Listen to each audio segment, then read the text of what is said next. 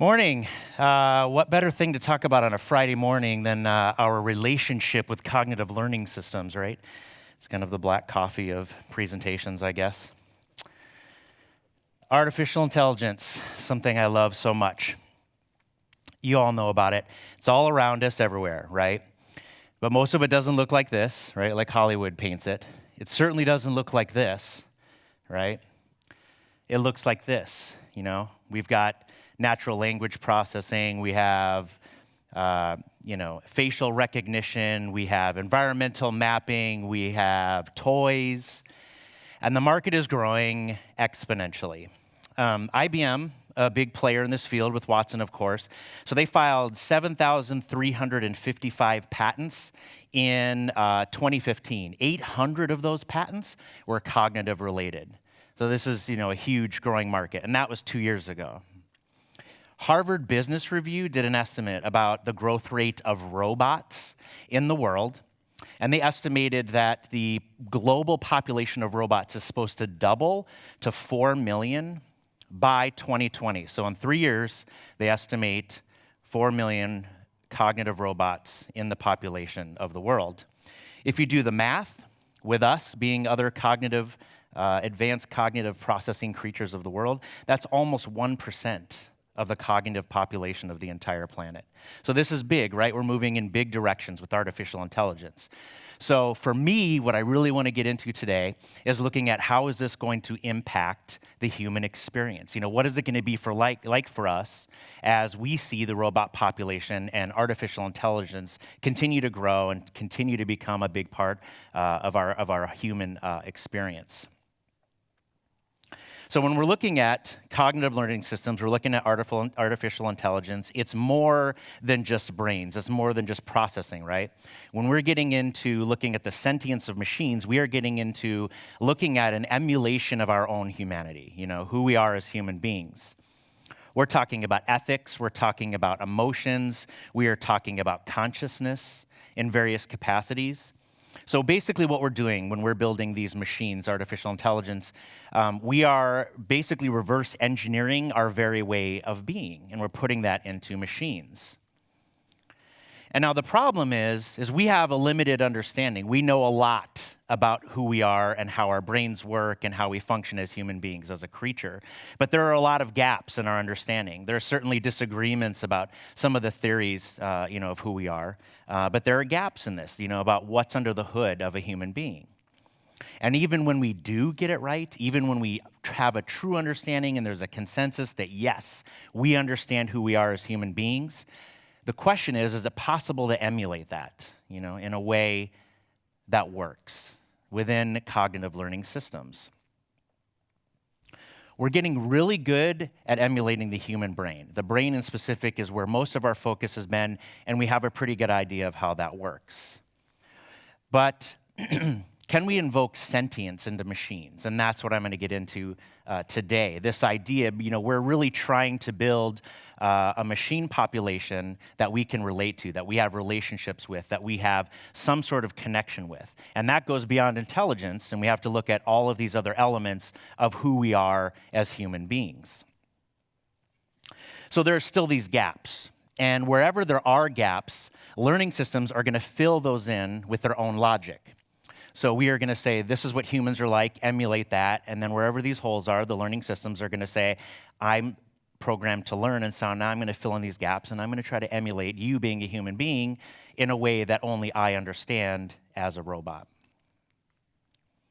And so as we talk about this, as we're talking about learning systems evolving and educating themselves and growing and maturing, as cognitive machines, we have to look at this idea of the technological singularity.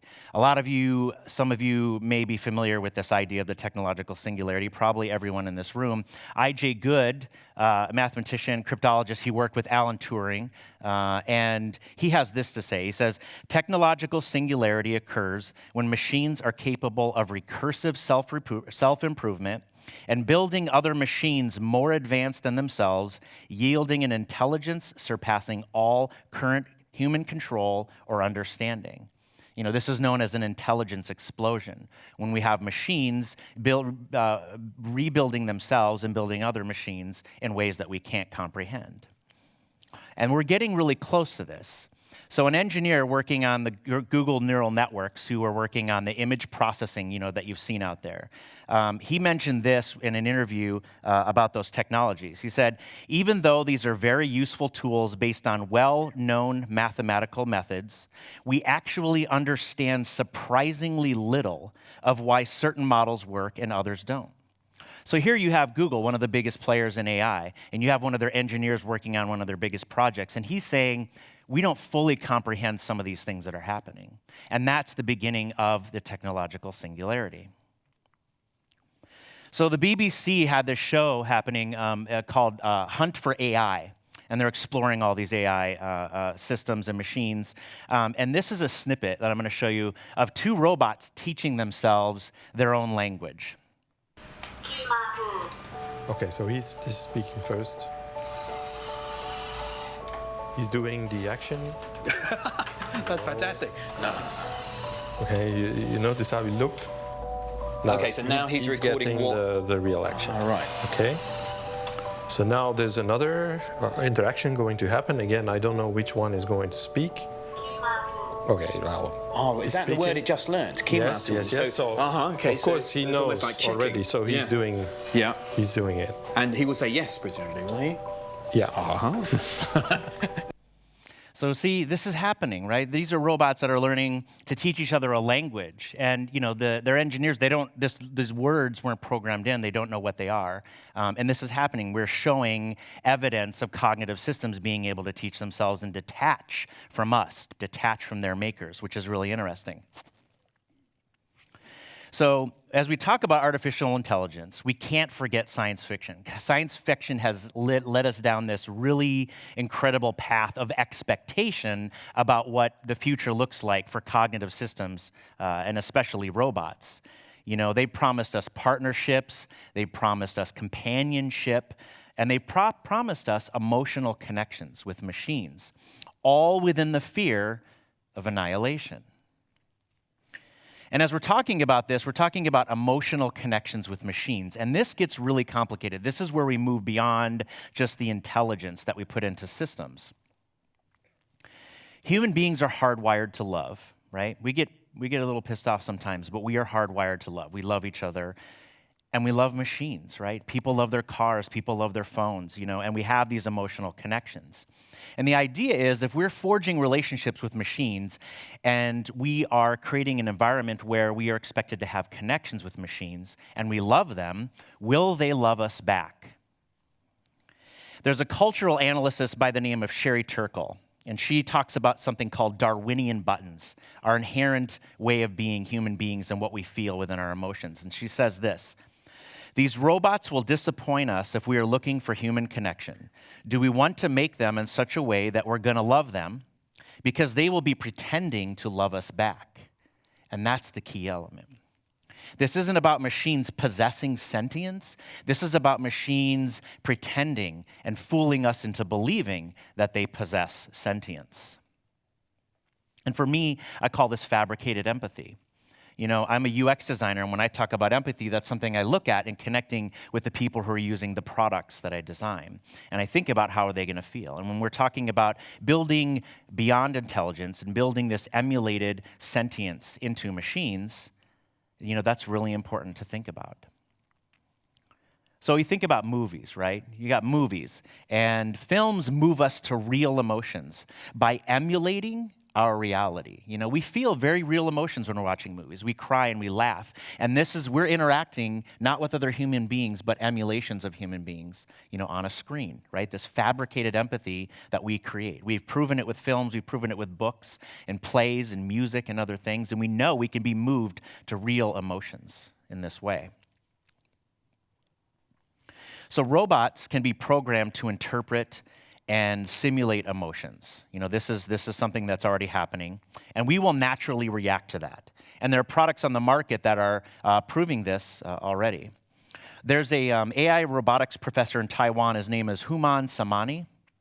And he talks about this, and they're building these machines which were intended to create connections with human beings. And when he talks about the machines emulating human emotions, he calls it levotics, very appropriately named, right? It's really interesting.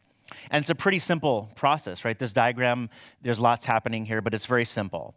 The robots interpret human emotions, and that maps to a virtual chemical, right? So the idea of what is the biological chemical that we feel as human beings that triggers certain emotions. So they have these chemicals, so it emulates, a robot will interpret a human's emotion, map it to a virtual chemical, and that will trigger a virtual reaction. And when it has that reaction, that's the result. And that's where at the moment when that's at this critical point when we begin to have this direct connection, with the machine.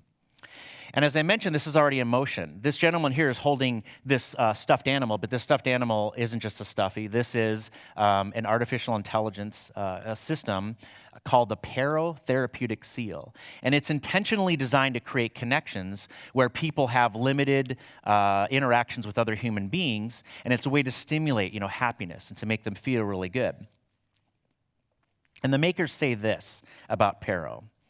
They say it has built-in intelligence, providing psychological, physiological, and social effects through physical interaction with humans, right? This is intentionally deep connections with machines. And here's another not-so-cuddly-looking machine. This is Jiro, but Jiro is also created for companionship with human beings. And its makers say this: friendly, helpful, and intelligent. He can sense and respond and learns as you engage with him. So notice the anthropomorphizing of the machine. They use the words he and they use the words him very intentionally, because as they anthropomorphize it, it makes it easier for human beings to connect with their product, which isn't alive, it isn't biological. So these are two machines that are designed to intentionally create connections with human beings. And then you have something like this. This is a Roomba, right? Most of you have seen, hopefully understand, everybody knows what a Roomba is. You may have seen it as a cat-shark hovercraft, but it is a Roomba. And its makers note this: cleaner floors every day, all at the push of a button. It's just an autonomous vacuum, right? This is not intended to create connections with people. It's just a vacuum cleaner. But can we experience these, unintended emotional connections, just like we have with Pero or Jibo? Can we have emotional connections with a vacuum cleaner just because it's autonomous, right? You think maybe no, maybe yes, right?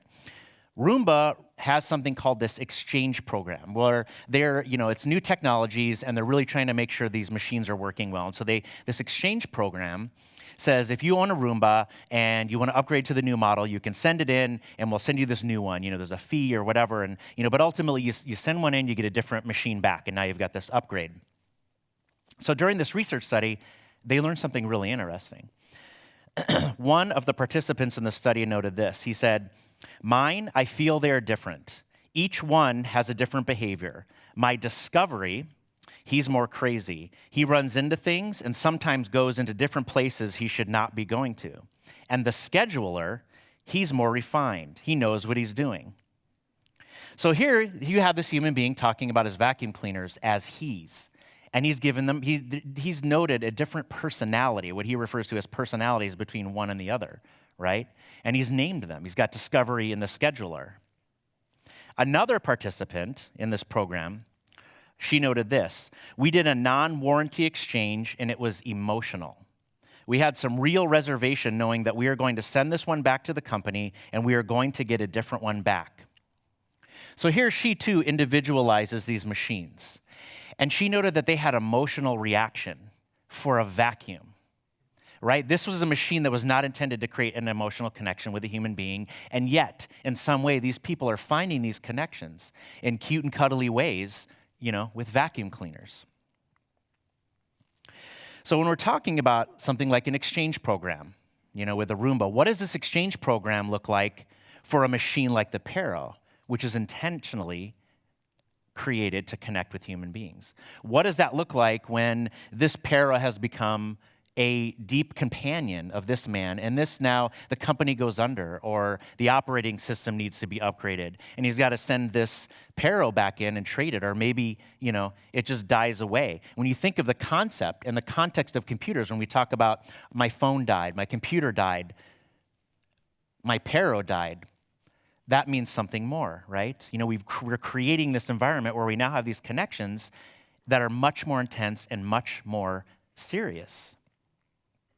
And this is where we are crossing the threshold of the human experience into this arena of fabricated empathy, where we now have real consequences for how we interact with and detach from our computers.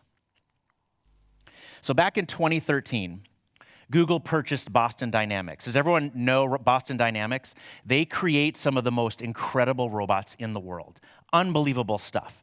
Google's a big player in the AI space, so it makes sense, right? Google says, yes, we're going to buy, Boston Dynamics. You have robots, we have artificial intelligence. Let's crash them together and create something really interesting. So after they purchased Boston Dynamics, this video had come out. Boston Dynamics released this, right?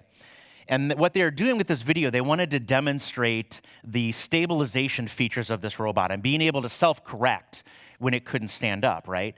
And you've got this guy here. Now look at his face, when he kicks and he's like, fuck you, robot, taking over the world, my ass. He's like dominating his authority as like a human being, right? And he's got this, this face, and he's, grinning kind of evil-like. And here's the thing. All over the web, wherever this was posted, you've got, comments on blogs and forums and things like that. And a lot of people were getting really upset. Don't be an asshole. Don't be kicking this dog, And this is a real reaction. And then, you have the facetious reactions. People are like, oh, you screwed us now. Now the robots are definitely taking over the world because you're, kicking them and posting videos, in humiliation, right?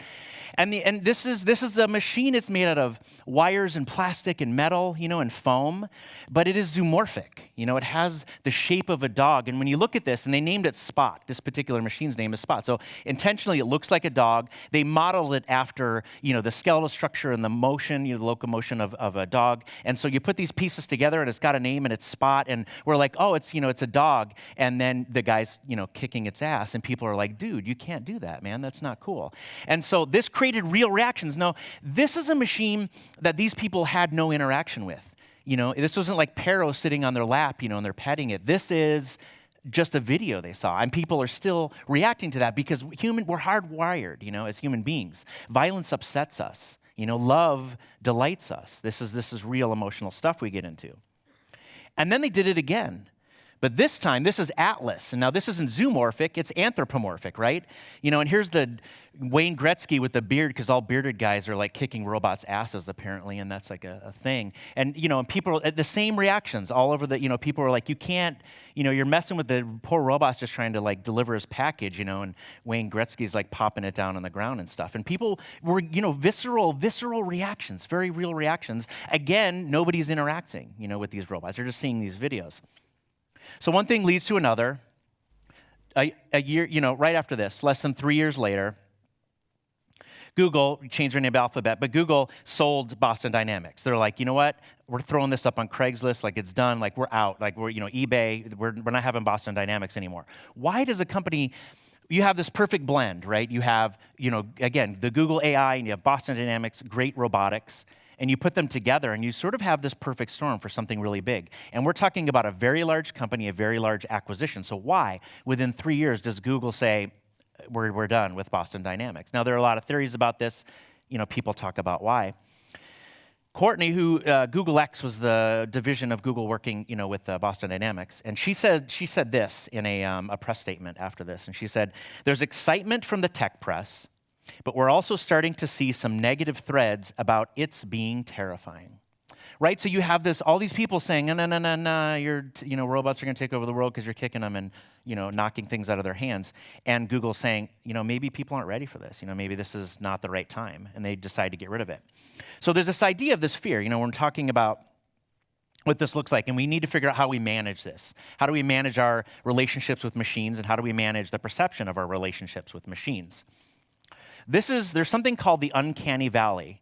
Have everyone here heard of the uncanny valley? Is this new to people? Has anyone heard of this? So this may be new to you. So there's a gentleman by the name of Masahiro Mori, and he says this about the uncanny valley. He says, it's a phenomenon whereby a computer-generated figure or a humanoid robot bearing a near identical resemblance to a human being arouses a sense of unease or revulsion in the person viewing it. And these are examples of animation. The uncanny valley has largely been referenced by animators and illustrators for a long time, and making sure that when they are designing characters, in animation or motion, that they want to, if they're anthropomorphic in some way, they want to get to this certain point, but they don't want to go into what's known as this uncanny valley, because when they do, people have reactions. These are 4 movies where characters were created that caused something unidentified, something that people felt, watching. Polar Express is probably the biggest one. A lot of people watch this movie, and Tom Hanks, the American actor, was the voice, and it's modeled a lot. It kind of looks like him, in real life. And people were like, "Yeah, that movie's kind of cool, but I don't really know. There's something about it." In this idea that maybe it just doesn't sit well with me. I don't know if I'm feeling this thing. And the issue is all of these animators, they fell into the uncanny valley. So what this uncanny valley is that you have this development, of different types of characters that are fictitious. And the more that they become human, the more that it delights us. You have like on a smaller scale, you have a robot, and then you get up to something that's more like humanoid. And the more it becomes human, people are like, yes, that's cool. I really like that. And then you get into this uncanny valley, and people are like, nah, that's, there's something about that I don't really like.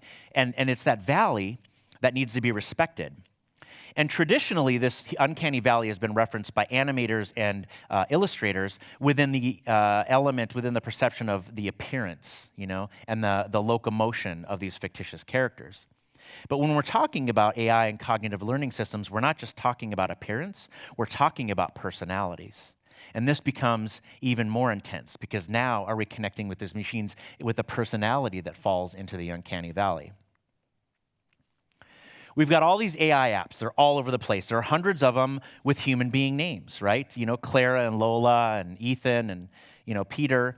And we are trying to create empathy with these machines. The idea about giving them a name is that if you're interacting, with Clara, who's your virtual assistant, if you're interacting with, something called, Flaming 2.0 or whatever, this is not, we're not going to have a connection. It's just going to be a computer program. If they call it Clara, then you're like, all right, that's my virtual assistant. It has a name, and it's something we can liken to with this idea of personalities. But as we're creating personalities, there's this uncanny valley that comes into play, that now AI, people working in AI, people designing cognitive systems have to also respect this uncanny valley. Siri, for example, has personality. It can tell jokes, and they threw in some of these other things, that are, it's got a personality, but not too much personality. When you listen to Siri talk, it's rather monotone, and its voice, is just very, it's not too much personality. And the idea is that, these ideas like tone and other characteristics that we use as we're speaking as human beings, they create reactions, in other human beings. And there are people that we like, and there are people that we don't like. And so if we're trying to create personalities, and we're trying to create connections with machines, and we're putting these personalities into place, if we impose too much personality, and we don't like that personality, suddenly, Siri's an asshole, I don't like Siri, then I don't like my iPhone anymore, right? You have serious consequences for how people are using these products, because they're having reactions which have nothing to do with the design of the product, nothing to do with the UI, with the UX, with the development, its performance, anything else. It's like, I don't like Siri, so I don't want to use this product, right? So this is something that, that has to be paid attention to. And when we get into this emotional connection, we have to get into the idea of trust.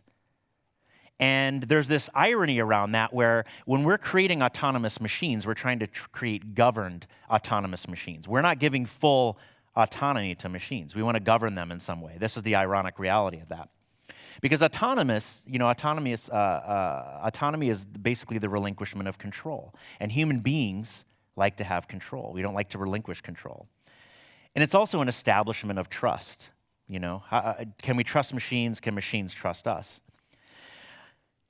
So I'm walking down, this is in a billboard that I saw when I was walking around downtown Portland, Oregon, where I live. And I saw this, and I was like, oh man, this is great. It's like good timing. It was right before I gave another talk on AI a while ago.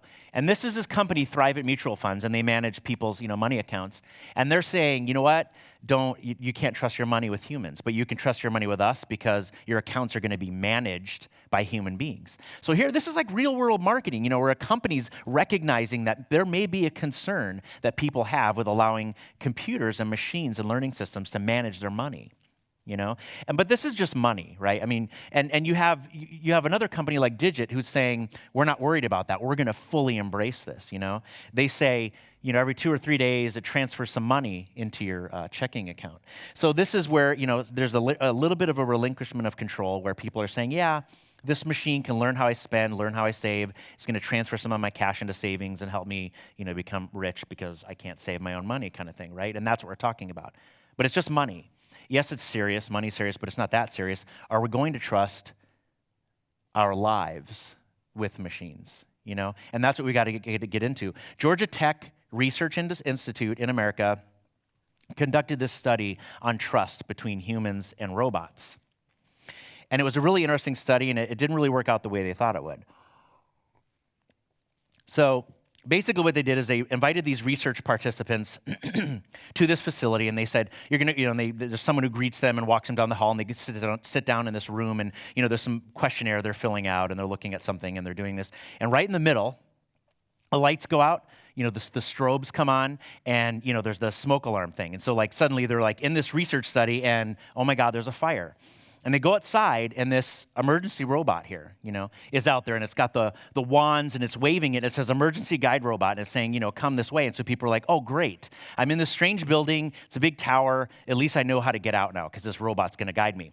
And so they go out of the room, and the robot, is going, and it's doing this thing, and they're following it down the hall. And then the robot does something interesting. It goes into this other room, and there's a conference table, and it goes into the room, and it's walking around the table, and then there's nothing in there. There's no windows. There's no doors. And the human beings are like, okay, the table, I guess I'm following you around the table. And it circles around, and they go out of the room, and then, okay, now we're going down the hall, and you follow me. All 26 participants, every single one of them, followed that fucking robot down the hall after it just led them astray. So this is a human being who has this limited knowledge of the scenario. They don't know they're in this study about this robot. They know they're in a study about something else, and a fire happened, and their life is in danger, and they're saying, even though this robot led me astray, I'm still going to trust it, and I'm still going to follow it down the hall. No human being was like, well, you just took me into a room I'm running down the hall, I'm going to find an exit. None of them did that. And there was this idea, this emotional connection where people have now, they're under this high level of stress, fearing for their life, and they decide, you know what, this is an authority, and I'm going to trust the authority, which is a really interesting study. They did not expect that. They expected a lot of different reactions. So Alan Wagner, who was one of the research engineers on this project, he said this afterwards. He said, we wanted to ask the question about whether people would be willing to trust these rescue robots. A more important question now might be to ask how to prevent them from trusting these robots too much. So here's this ironic reality of a governed autonomous relationship, that we're trying to create with machines. So this emotion-driven judgment, it creates this inherent trust. And if we're asking human beings to trust machines, it goes both ways, and we need to ask machines to be able to trust us. So this is a clip. This is a now bot, and this is a brief clip of what happens in a trust experiment with this robot. Walk forward. Sorry, I cannot do that as there is no support ahead. Walk forward. But it is unsafe. I will catch you. Okay. Walk forward. Okay.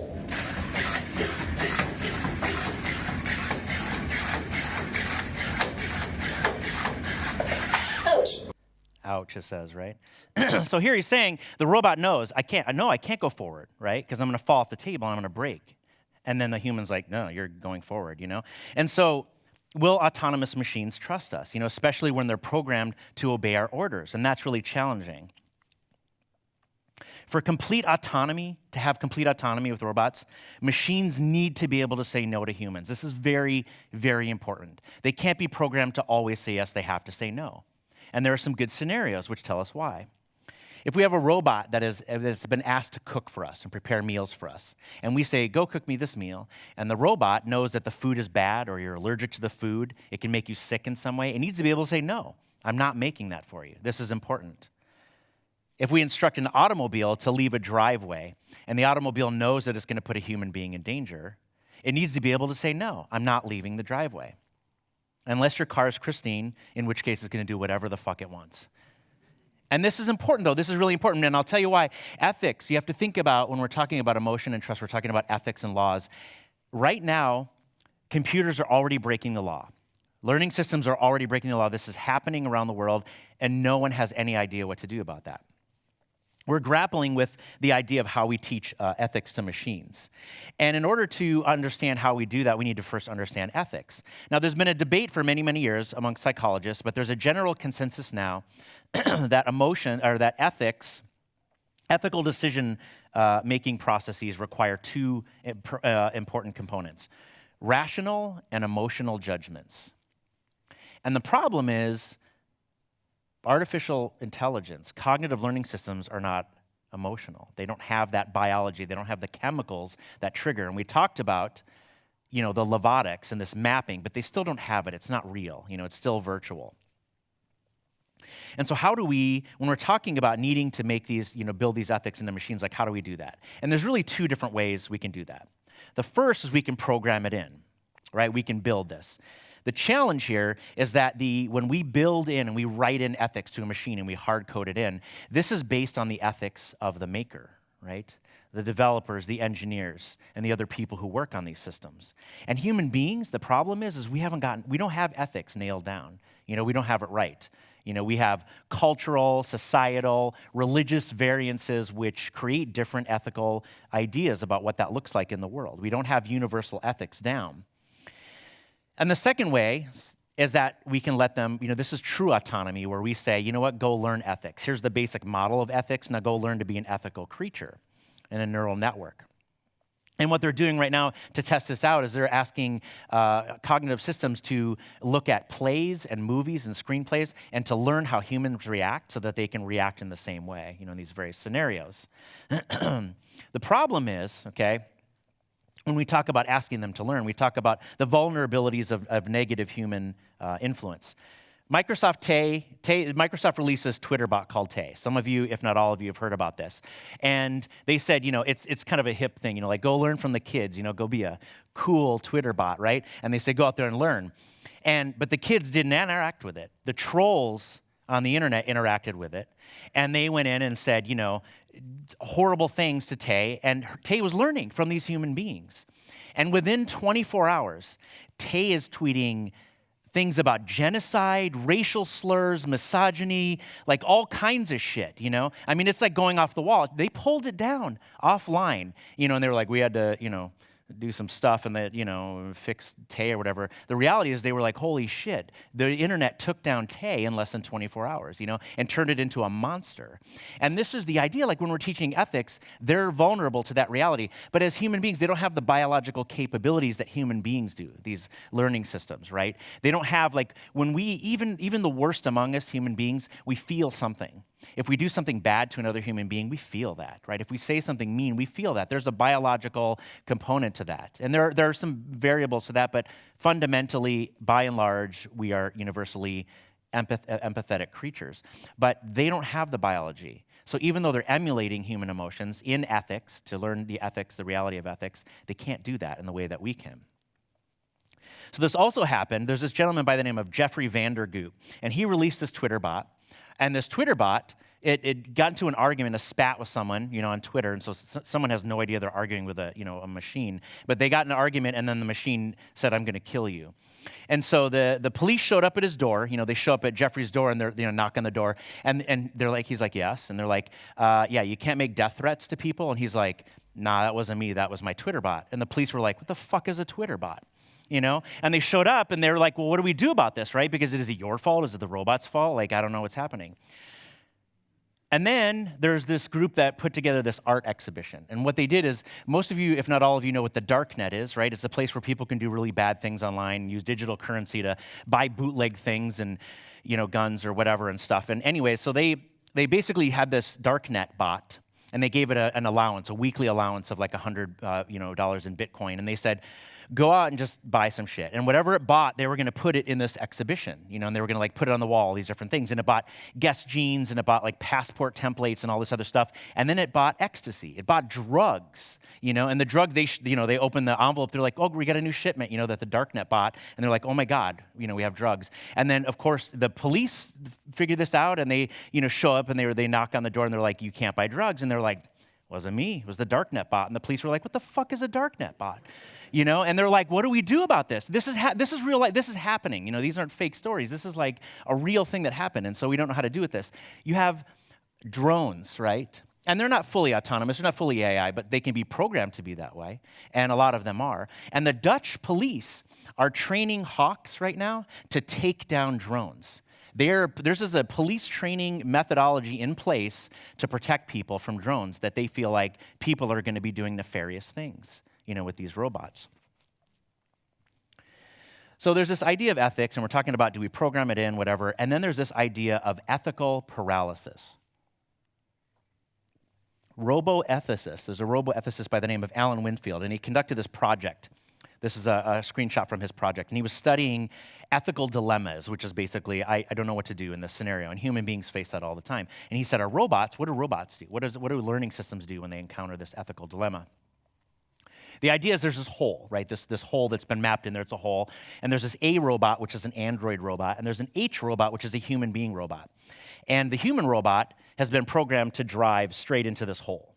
And the android robot has been programmed to save the human being robot, right? It's saying, don't let that in there. That's going to mean bad things. You got to save it. So they release the H robot, and it goes, and it's cruising over towards the hole. And the android robot is like doing the calculations, runs the algorithm. I know the distance, I know the trajectory, and then it goes over, and then it blocks off the H robot, and it succeeds. Pretty much every time, it was able to successfully get over there and save the H robot, no problem.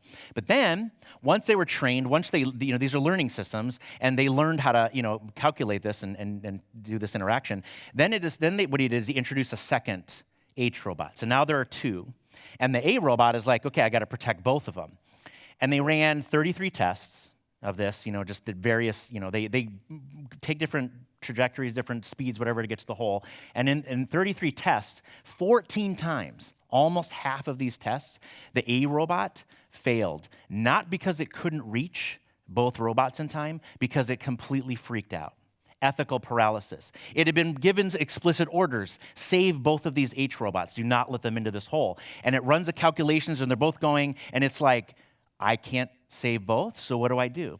And some of them just kind of, dithered, and then they went in circles, and in some cases it went, and it tried to save one, and then it just couldn't get to the other, but it freaked out. It had a tantrum. It didn't know what to do with this, knowing that it couldn't do what it was asked to do. And autonomous cars, this is the biggest area where we're, looking at this. This is huge stuff. When we're talking about cars, they're being programmed to make a decision about whether we live or die. So a car has to be able to make a decision. If it's carrying us as a passenger and there's a danger in the road and it does the calculations and it realizes someone's going to die, I got to kill these people and save the people that I'm driving around, or I got to kill the people I'm driving around to save these people. And there's this idea of, is it about age? Is it about race? Is it about babies? Is it about pregnant women? Is it about the elderly? What do we do? So this is a very real scenario that, that we're battling and that we're grappling with as we look into this. Because we're looking into the mirror at our own humanity when we're building these machines. We're asking them to become human-like based on human behavior. And we have to be really mindful when we get into this area, because we're talking about artificial sentience, artificial companionship, artificial emotion, because it's a reflection of who we are as human beings. And then we have this. We have one woman. Here you have, look at this lineup of speakers. Karina is the only woman speaking at this entire conference. There's mostly men in this room. And when we're talking about building machines that we're going to have relationships with, machines that are going to understand who we are, that are going to try to emulate our own humanity, and it's primarily white men doing it, we have a problem. We have a challenge on our hands. And we know this to be true. James Damore, the misogynist who wrote the manifesto for Google, saying that biologically women are inferior to men and they shouldn't be in our field. He says, women on average have more neuroticism. He's calling them neurotic and saying they shouldn't be in this field. Now, he didn't specifically work on artificial intelligence, but he works with people who do. And if they feel the same way that he does, we have a problem on our hands when we're building ethics into machines. And you look at the AI that's out there right now, primarily, by and large, women names. Cortana, Pepper, Siri, her in the movie. And is this, this idea, is this a misogynistic, intentionally, are these undertones of what we have based on who we are as a species, as men? Do we have these underpinnings that we don't even realize that are being built in? Or is it because, we like the comfort? Women are typically more comforting to us. It's this motherly element of society that we have. Is that the reason, or is it misogyny? What is it? We're looking into our own humanity when we're building these machines. And you also have this. If most of you, if not all of you, are aware that a couple of years ago, I think it was now, AlphaGo, Google's AI machine, built Lee Sedol. This is Lee Sedol, world champion human being of Go, the game Go. And he got bested by AlphaGo, the machine. And this pulled back the curtain a little bit to reveal this us versus them mentality in our relationship with machines. We had, people yes, when Lee Sedol won, he won one of the 4 games. And people, when he won, it was like it was just like a, football game. People are standing up and cheering and, lighting, things on fire or whatever. And they were like, Lee Sedol won, it was humans, one win for humanity. This is the list from the results from AlphaGo. It tells what happens in everyone. Where's the exclamation point at the end of Lee Sedol's win, right? Because we were like, all right, AlphaGo won. Yeah, Lee won one, yes. It's human beings saying, this is us versus them. This is like war. We're at war with robots. And ideally, hopefully we're going to get into, we're going to create the best. We're going to instill the best of humanity into machines. Ideally, that's what's going to happen. But we don't know for sure if that's going to get all figured out. So, will robots take over the world? Perhaps. But if they do, it's not going to look like this. Okay, it's not going to look like Terminator. It's going to look like this. Robots doing human jobs. CGP Grey, just a brilliant mind, he says it best when he says, the cutting edge of programming isn't super smart programmers writing bots. It's super smart programmers writing bots that teach themselves how to do things the programmer could never teach them to do. This is the technological singularity. And it's already seeing them, in the workforce. We have machines doing lots of things for us. Domestic tasks, they're carting us around town. They're working in our warehouses. And they're working in manufacturing. They're building and packaging things at rates and accuracy that human beings cannot parallel. This is already happening now. This is a photo from, in Japan, they have what is called the Hen-Na Hotel. The Hen-Na Hotel is staffed entirely by robots, 100%. No human being works in that hotel unless they are repairing or upgrading or working on one of these robots. 3 out of 5 stars, better if you're a robot. The reviews are certainly mixed on this, but it's happening. This is already there. So we already have machines doing this before us. We're talking about blue-collar tasks. We're talking about, driving people around town and manufacturing and stuff. But what about white-collar tasks? So the Memorial Sloan Kettering got together with IBM Watson and produced this oncology prediction machine. And so this informs doctors about medical diagnoses and treatment for cancer. And with a pretty high level of accuracy. Basically, physicians reference all these books, and they got to remember hundreds and hundreds of volumes of books about this disease that they're treating, and the machine has all that information there. And so it says, these are the symptoms, this is what this human being is facing, and it sends back results, and it ranks them. It's incredible. You have Peter, you have an attorney, you have robots, machines that are looking into stocks and buying and trading stocks for us. And so you might ask, are they good? Can they do white-collar tasks? Are they even accurate at it? So back in 2015, a couple of years ago, this tweet was published, and it was about Intel buying this company called Altera. Now, when a learning system saw this tweet, it bought $110,000 worth of stocks. And by the end of the day, when the market closed, those $110,000 worth of stocks were worth $2.4 million.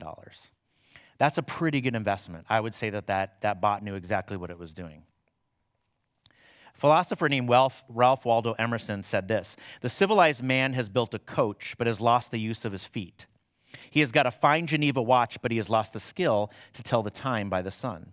So this is annihilation not by hostile takeover, but this is a takeover by unemployment, by physical and cognitive atrophy, and the like.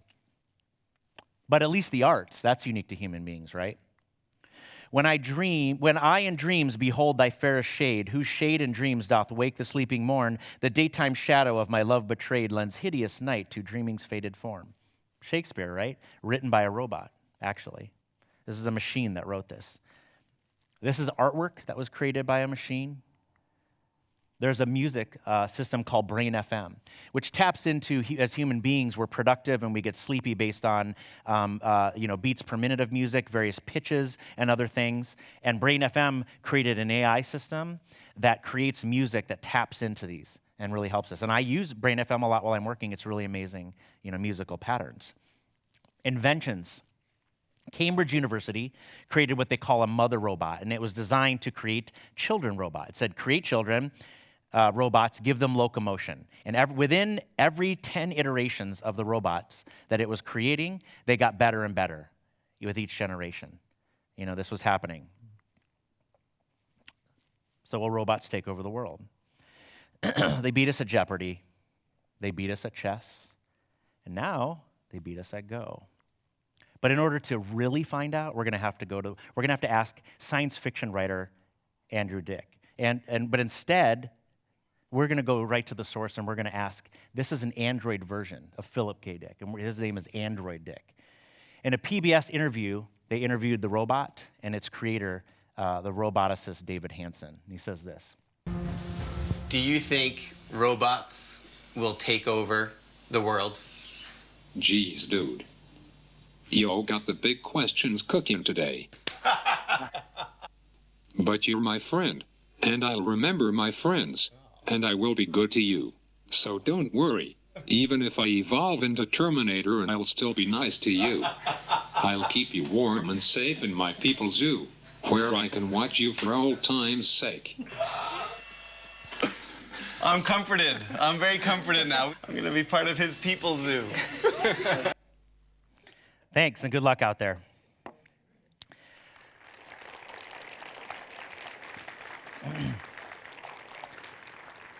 We do have a couple minutes left. If anyone has any questions, I would be happy to field them, and I'm happy to talk to anyone else at any point in time as well. You can track me down. So I don't know, does anyone have any questions at this point? You got one? Are we doing a mic thing, or are they just letting people go? You go ahead.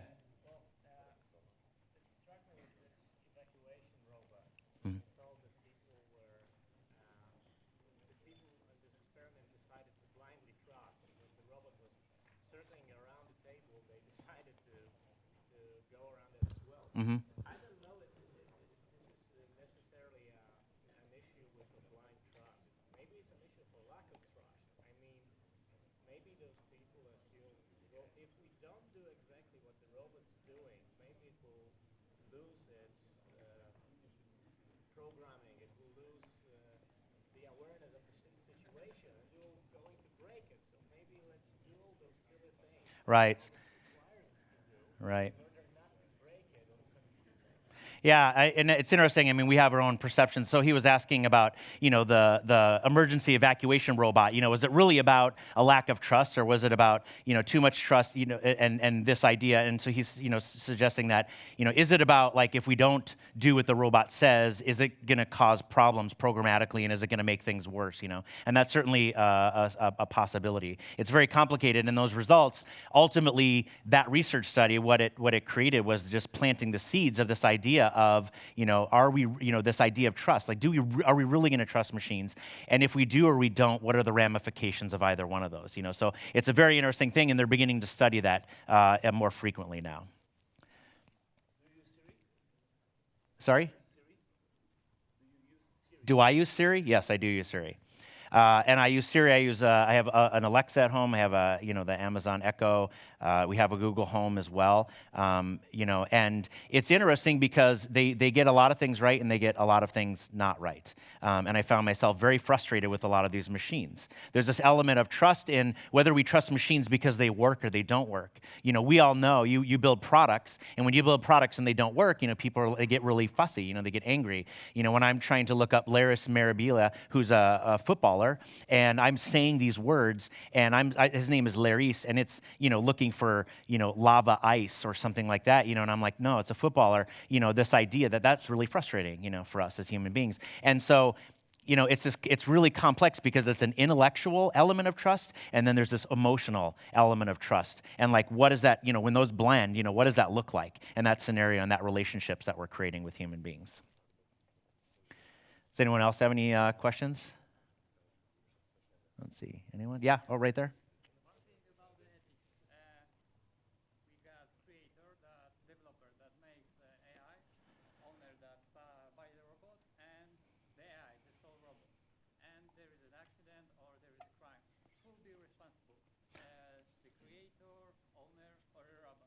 Yeah. So he was asking, like that ethics thing, like who's responsible? And I touched on that a little bit, and that's one of the biggest challenges right now. That's really what we're facing, right? Is like, who is responsible when that, bot makes a death threat? Who is responsible when that bot is buying drugs, And then when it comes to autonomous cars, it's even, it's more less life-threatening. I mean, we're literally putting our lives in the hands of a computer when we step into an autonomous car, and we are actually putting other people's lives. Now, there's, the idea is that these are programmed can think quicker and they can react quicker than human beings, and that, if there's this infrastructure in place and they understand all the cars around them. For example, when we stop at a stoplight as human beings and we are traffic, we have all this traffic. The idea is that there won't be traffic if all the cars are autonomous, because what happens is there's this, it's like a cascading effect when we're at a stoplight. So the first car begins to drive, and as they begin to take away, then the next car begins to take away, and the next one, and it's just cascading things. If you have all these autonomous, interconnected, if there's an infrastructure in these cars, the 4 cars at the stoplight, it turns green, they just all go. Like the 4th car doesn't have to wait for the first one because it's going to know that the first, the second, and the third are going to go, and so all 4 go. And so the idea is when you look at something like that and you think of the processing power and the speed and the performance and the accuracy of reaction times and things, that cars will be more, reactionary. But it's not really just about, that reaction time. It's not just about performance. It's about having to make those ethical decisions, that they have. And there's a test online that you can actually take, and if anyone wants it, I can track down the URL, where you can go through these various screens, and they are the mapping of what autonomous cars are challenged by. And I took a screenshot that I had on there was from that quiz that you can take online. And so there's babies, and there's like a guy with a bandana over his eyes with the money bags, like he's a bank robber or something. And then there's meant to be like bad people and pregnant, and women and all this stuff, and these things, like who would you save? Like, do you crash into the wall? Do you like mow through the people because they're all bank robbers or whatever? And what's important to note here is that they have to make that decision, and when they do, who is at fault, right? So insurance companies are grappling with this idea of autonomous cars. Do they want to insure autonomous cars? And if they do, who's responsible? How do you figure that out? Are the developers are the engineers who work on these automobiles responsible ultimately? Is it some sort of programming element that when people are saying, I need you to go from this place to that place, are you putting in motion the car, so now are you responsible?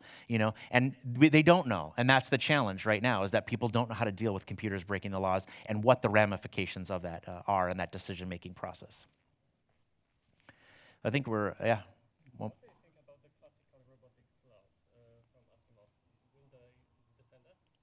well, the classic, I'm sorry. What do you think about the classical robotics laws from, those made by Asimov? Asimov, the science fiction writer? Will they defend us from robots? Yeah, will they defend us? Yeah, that's interesting, right? So something I didn't really get into, he was asking about, the defense, like Asimov, science fiction writer, like, will robots defend us from other robots, or like, artificial intelligence protect us from other artificial intelligence? I'm asking about the laws he created, that robot cannot Oh, the robotic laws, the 3 laws of ethics, right? Yes, yeah. So that's interesting. So that interesting question. So Asimov created the 3 laws of robotics, right? And I don't remember the 3 of them offhand, but one of them was, I think it's like, I won't destroy myself, I won't destroy other human beings, and I won't, or harm other human beings. So that's really important, because as we're looking about, whether we teach artificial intelligence to protect us, and it has to make that decision. When I was saying that they have to be able to be trained to say no to human beings. Just like, and that's part of that Asimov, 3 laws of robotics, where you have a machine that's asked, you ask it to make you food and it might harm you. And so it has to be able to say no. It can't obey your orders. And so people are looking at that, I think, some intentionally and some not intentionally, but that's, from the imagination of a human being who understands the suffering of other human beings and the delight of other human beings. And so, we all think that way, naturally and inherently, because that's how we're hardwired, for love and everything else. And so it's interesting that everyone's really, grappling with that idea, and trying to figure that out. So I know it's important, but I think we're well over time. I know some of you would like to have some coffee and whatnot, and I'm around. Feel free to bother me, come tap me on the shoulder, whatever. I'm happy to answer more questions. So thank you so much for coming out early. I really appreciate it. Thanks.